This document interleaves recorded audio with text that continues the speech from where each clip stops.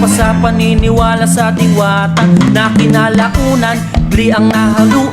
Isang tradisyonal o nakagawiang kulturang panliligaw ng isang lalaki upang maipahayag niya ang kanyang damdamin para sa babaeng kanyang iniibig. Isa itong paraan ng panunuyo bago humantong sa kasunduan ng pag-iisang dibdib.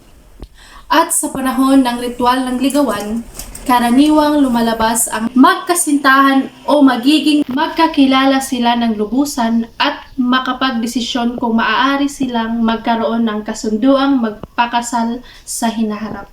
Ngayong araw ating matutunghayan ang kultura ng panliligaw batay kay Marlene Abarca. Ano po ba ang kultura ng iyong kinabibilangan? Kultura ng panliligaw. Okay. Para sa inyo, bakit mahalaga ang kulturang ito? Para sa ako,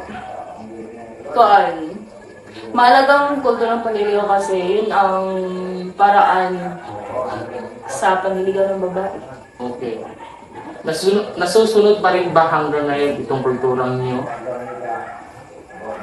Siguro, ang iba, Okay. Para sa inyo, bakit mahalaga po sa ngayon kailangan mapanatili ang kulturang ito? mas maayo magpag ang iyong panliligaw sa babae itong mangharanakaw dili kung hawd sa manguyab ka sa internet ra dili mo makita kung seryoso ba ang lalaki sa inyo, like mas maayo gyud na i-personal. Sige. Ano po ba ang paraan ng panliligaw naman? Paghaharana, pag magbisita sa bayay. Nandito lang ako, lagi sa tabi mo.